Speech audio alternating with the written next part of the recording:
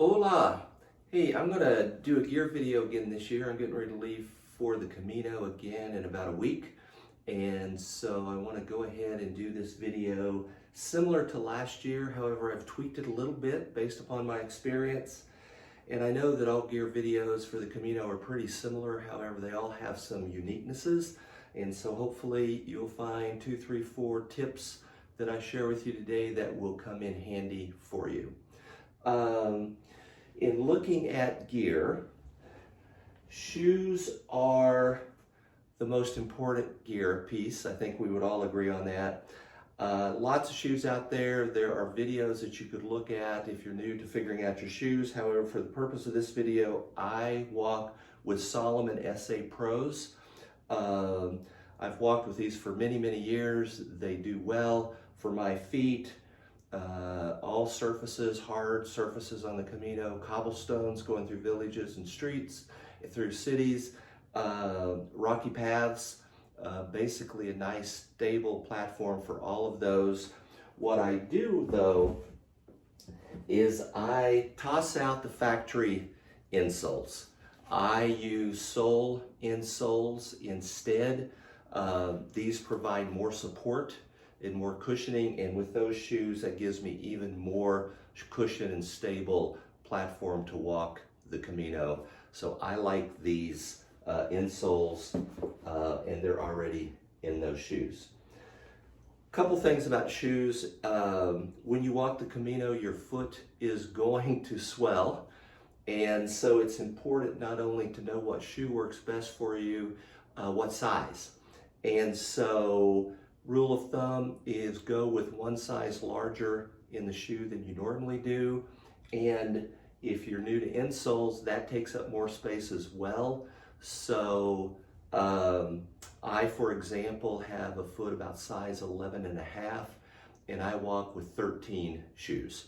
So that gives me about a half a size for that extra insole, and then a full size for my foot to expand into if needed. And that has worked very well for me, so sizing is also a huge deal.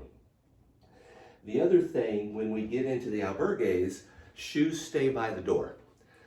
We've been walking in mud, manure, whatever through the course of the day, so the shoes stay by the door, and there's shelves, a nook, windowsill, something where the shoes will go. And so most pilgrims bring a second pair of shoes. Typically they'd be recovery shoes. Flip-flops, Crocs are pretty popular. Last year I brought a pair of hiking sandals in case I needed another pair of hiking shoes for some reason. I'd walk in those sandals on a regular basis. They're fairly heavy, so this year, being mindful of weight, I am bringing my lightest pair of flip-flops that I own. They are Spinco. They have nice orthotic bed, good arch support. They're very cushiony, comfortable, and again provide a lot of support for the foot so it recovers. And I walk in these all the time. I've walked at least 3 miles in one stretch in these, and so if I do have to walk extra, I can actually do it in these. Some pilgrims decide to bring shower shoes, a third pair, or they wear their sandals in the shower. I personally do not. Things are very clean compared to some of the showers I've been in my life, and so I bring those 2 pairs. I don't worry about the showers. And so that's shoes. Going into clothing, I'm going to be walking the Camino Francis and the Portuguese Camino back to back, and so I'm going to be walking in these and carrying the rest of this for about 80 days. So I've spent some time trying to figure out what is the best combination for me. I will be walking this year in a pair of older Columbia hiking pants. These are basic pants. I don't remember what the name of these are. Cargo pocket on the left, zipper on the right. They do zip off. A lot of pilgrims like to zip off the legs and walk in shorts when it gets hotter.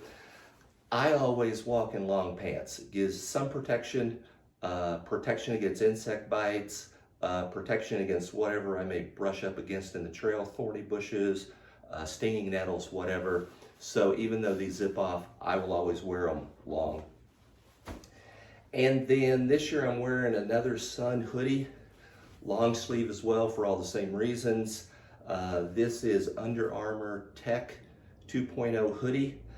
Nice hoodie if I want to wear it instead of a sun hat once in a while, or protect my ears and top of my head.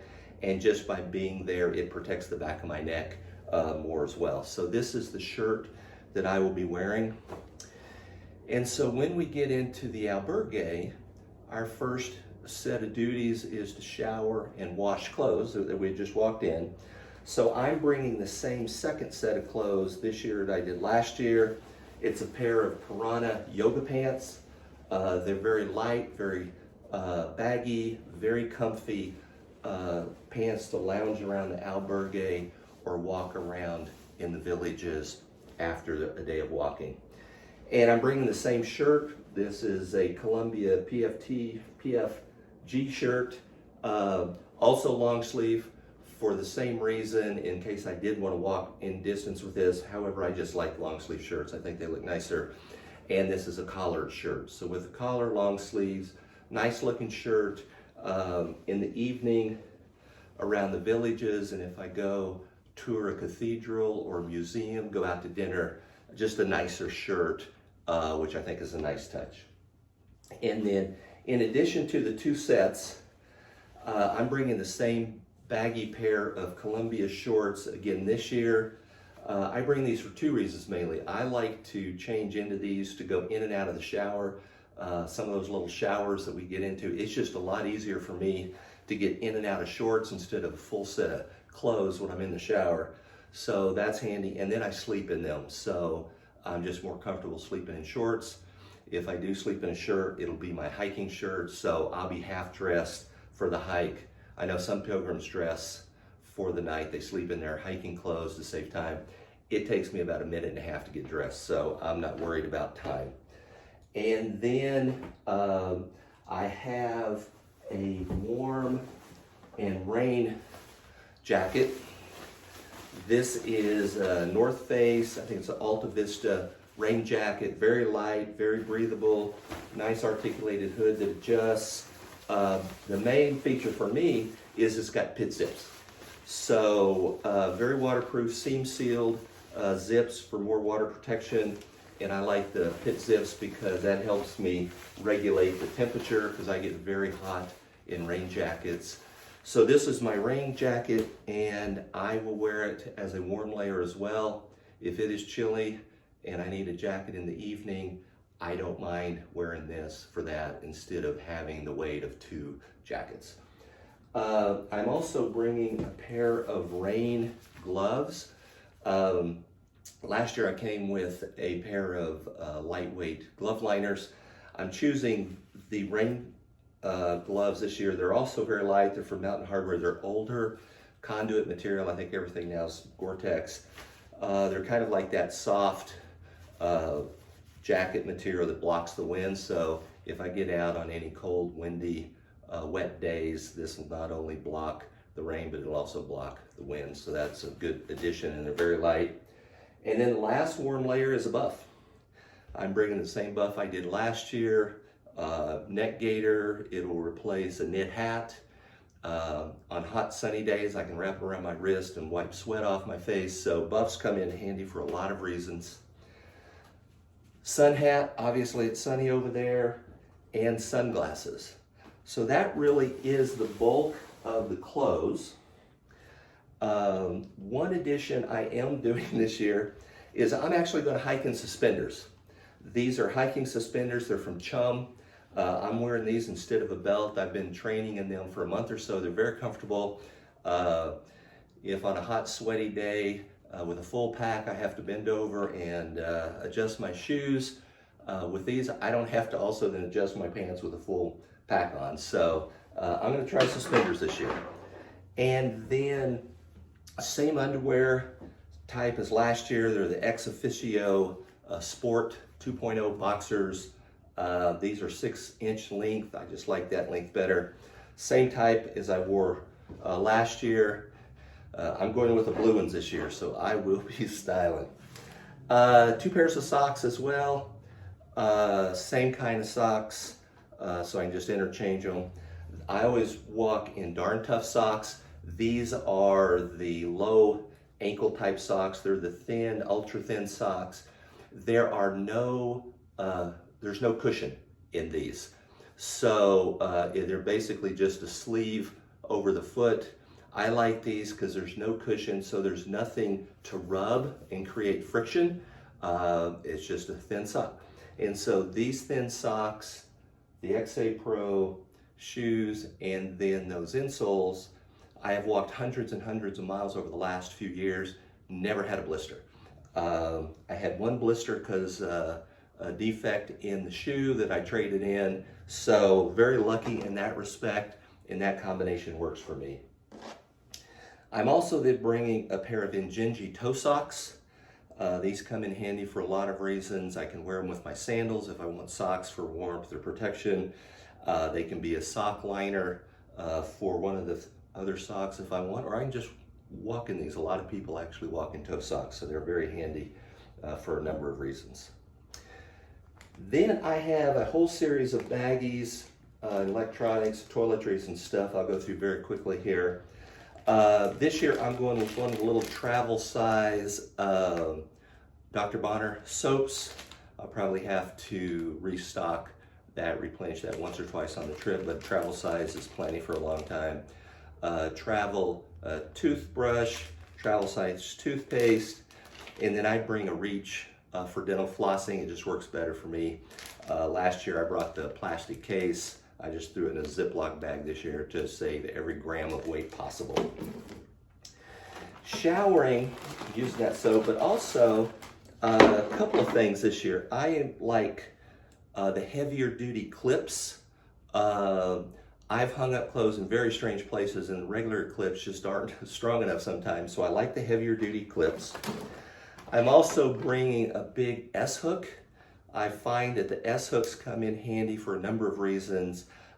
In the shower, I will bring a dry bag. This one's from Dieter, to put all of my valuables, my shorts, my towel, anything that I bring into the shower that I don't want to get wet goes in the dry bag. And then I can use the S-hook to hook it up to the shower rod, the side of the stall, a hook, whatever, to get it off the ground and protect it a little bit more. And so that is part of the shower piece. Towel, I have I think it's the medium size microfiber towel. Same towel I took last year, works really well and plenty big enough to dry after a shower. Toiletries, I have a few more than some people just because I have some allergies. So I have a bottle of nose spray, a bottle of eye drops, chapstick, I have fingernail clippers, and then a bottle of ibuprofen. We could all probably use that. And then I also have a handful of throat lozenges, and I know there's pharmacies over there. However, I have these just to get me started in case the allergies really kick in, because there's not a pharmacy in every village, and there are some times and days that the pharmacy, if it's there, is still closed. So this will give me enough to get started if my allergies kick in, and until I can get to a pharmacy and get more. Foot care, I've got a baggie of a variety of Band-Aids, Compeed, various things. Again, hopefully I won't get blisters this year. However, if I do, I'm ready, and I can always help out somebody else if they need some foot care supplies. A little bottle of Neosporin and a little sewing kit with a couple of needles and some thread if I have to poke through a needle and run some thread, or poke through a blister, run some thread through it to help it drain and heal faster. 2 pairs of earplugs. Earplugs are important on the Camino.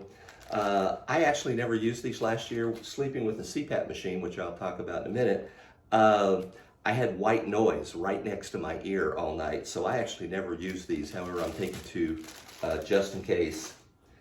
And then other things, I have a couple of spots that chafe all the time, and so I walk with Gold Bond Friction Defense Body Glide. These are just essential for me. because of the chafing. So I'm bringing 2 of those because I need to have enough for the whole double Camino that I'm walking. Again, weight that hopefully you will not need, however, they're essential for me. Travel size sunscreen, and then a little travel size cream, also from Gold Bond, just because of the chafing. So again, extra stuff that hopefully you won't need. There are villages for snacks all along the way, and I know that. However, I carry 2 power bars just in case. Get caught out somewhere or somebody else needs something in a hurry and we're not near a village. So I will have these 2, and if needed, I'll replenish them during the course of the trip. I also travel with a couple of travel size wet wipes. I just like to travel with these, wash my hands, whatever else. Instead of carrying hand sanitizer, I just use wipes. And again, probably will have to replenish these as I go along. And then what caused some comments last year, this is my poop in the woods bag, travel wipes, and then the infamous blue bags we use up on high on the mountain in glacier snowfield areas. I'm a big proponent of leave no trace. And so if I end up pooping in the woods, which I did not have to last year, but if I do this year, I'll use the blue bag system. It's a double bag system up high on the mountain. We do what we need to do. We scoop everything up in one baggie, put it in a second baggie, and then we carry it out. So there's a trash container down at the bottom of the mountains typically, and we carry them down and stick them there. So just as a general commentary, I would encourage everybody to do something. Carry out stuff with baggies, toilet paper, what have you, just because having toilet paper along the trail is just gross and unsightly. So I just encourage everybody to carry some baggies with them and dispose of at least the toilet paper properly. Electronics, not a whole lot. I have an iPhone 12 that's recording this, and that's what I record all of my daily videos on. I do not carry a camera, everything's on the iPhone. And I'm carrying the selfie stick again this year, which is also being used to record. First time I used it was last year, worked out really well, so I'm taking that again. I have a plug, charging plug with a European adapter on it. I've got 2 charging cables, just extra one just in case, and then a pair of earbuds with the headphone jack on it, so I can also listen to movies on the airplane. So that is a big part of my electronics. I have a 6-foot extension cord. The only reason I'm carrying this is part of the CPAP machine. When I am near a plug, trying to plug in my CPAP machine, the electrical outlets are not always right next to the bunk beds, and so I used the 6-foot cord several times last year, and it was essential. I couldn't have plugged in the CPAP machine if I didn't have it. So I'm carrying this again this year. I have a very tiny headlamp from Petzl, very small, and I love this in the sense it has all kinds of features. It has red light. You want that in the albergue instead of a headlamp because they're just too bright. You put on a headlamp in the albergue, it's going to wake everybody up and just piss them off. So it's got a red feature, got some strobe lights, and then a couple of regular light intensities on here. So great little, very light headlamp. I normally don't walk that early in the morning or that late at night needing a headlamp. However, I will have at least one night hike to get up to Cruz de Ferro before sunrise. And so I will definitely use it at least then, if not more times. A little baggie with a couple of extra batteries just in case. And then all of that goes in this little dry bag, so it's nice and convenient to grab if I need it. And then just some miscellaneous things. Extra Ziploc bags, take some. They come in handy for a lot of reasons. I have a little spiky ball to massage the bottom of my feet, especially the arches and stuff after a day of hiking. Really helps to recover the feet and get the blood circulation going. I have a shell, and I choose to bring my own shell. This is I found on the North Carolina coast when Vicki and I were out with our 2 grandsons. It has more meaning to me than just buying a scallop shell over there. However, whatever you want to do, I like to carry this one. And inside, you may not be able to see it, there's a little stone that goes to Cruz de Ferro. Also, it is from here. If you're new to the Camino and you don't know why you're carrying a stone, check one of the guidebooks and it will explain it for you. I have 3 prescriptions that result in 5 pills. And so I choose to take these little tiny baggies and put a daily dose of pills in those. So instead of going through bottles each day, I can just grab one of these little baggies, take my pills, move on. Very convenient. And this is what I like to do with my medications. And then I actually am carrying guidebook. I have the Camino de Santiago, the Camino Frances from Anna Dideman and David Landis. I like this one the best. I've read several. This is the one that I like. And because I'm also going on the Camino Portuguese, I'm taking their book on that as well. So again, you could save weight by not carrying guidebooks, using apps. I've used several and I like the Wise Pilgrim app the best, and it will do you a good job of showing you where the villages are, the albergues, their WhatsApp numbers if you want to try to book a bed in advance. However, I like the books. I can go through the maps, the topo charts. It gives me more history of what I'm walking through. If there's a historical area or a cathedral or a bridge or something off the trail that I want to see, I'll know about it in here and can go look at it. So I'm bringing the books. Again, you could save weight if you didn't want to. Valuables, I put everything in a Z-Packs front utility pouch, virtually waterproof, and then I also put everything inside in plastic bags. So I will have a passport in a plastic bag. I'll also have a bag for my Camino passport. I started with 400 euros. I got my local bank to just order 400 euros, and then I had some from before, so that'll get me started for a couple of weeks at least. And then last year I bought this little coin pouch on the Camino. Not used to coins here and coins over there. So I found this was very convenient, have the coins in, and then I would put in, 15, 20, 30 euros so that I had enough money to last me through the day. So when I came up to a village, I wanted a snack or buy ibuprofen or whatever, there was money right here and I could just grab it out of this pouch and didn't have to go dig through my envelope and bag of euros. And so I will wear this, as all pilgrims do, pretty much 24/7 because it has all the valuables in it. So this will go in the shower with me in the dry bag. I will sleep with it 24/7, protect all the valuables, which is always a good idea. I actually am carrying a day pack. This is a Camp Ghost pack, very, very light. This is actually a technical pack. I actually summited Mount Whitney with this pack. I took my expedition pack with all of my gear, about 55 pounds, 60 pounds of gear up to high camp. And then on summit day, I actually summited with this.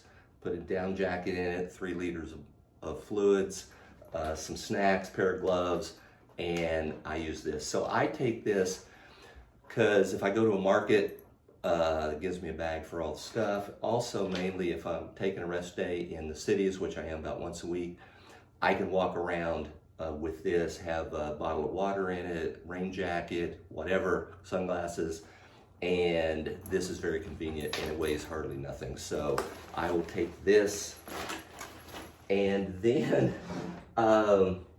CPAP machine, it's in here. I'm not going to take it out. It's very small, very heavy with a battery. So between this, the extension cord, and some extra parts, filters and stuff if I need to change something out, that is about 4.5 pounds. It's about 4.33 pounds. So my total carry weight is about 20 pounds. However, if I could take the CPAP machine out, it's about 15.5 pounds, which makes it much more respectable. And if I just look at the base weight of the pack, which removes the consumables, it gets it down to about 13 pounds without consumables, and that consumables are the creams, the toothpaste, the medications, all the stuff that we use. And even though we will replenish a lot of that, it does reduce the weight over the course of the Camino. And then a couple of last things. Huge debate with pilgrims about sleeping bag or sleep liner. I choose to go with a sleeping bag. This is a North Face Aleutian sleeping bag. It's very light. It's only a 55-degree bag, so super light, does not get me too hot sleeping in it, and it gives me a lot more versatility than a sleep liner. It unzips completely. It's easier to get in. I can sleep in it. I can sleep half in, half out. I can just unzip the whole thing and use it as a cover. A lot of versatility in this. And because it's such a lightweight bag at 55 degrees, it is 0.88 pounds. And most of the sleep liners, at least that I've seen, are like 0.8 pounds. So it is virtually the same weight as a sleep liner, way more versatile. And I used this last year, love this, and I'm taking it again this year. And then because I have a bad back that acts up once in a while, I'm actually taking an inflatable pillow. Again, something you wouldn't have to carry normally.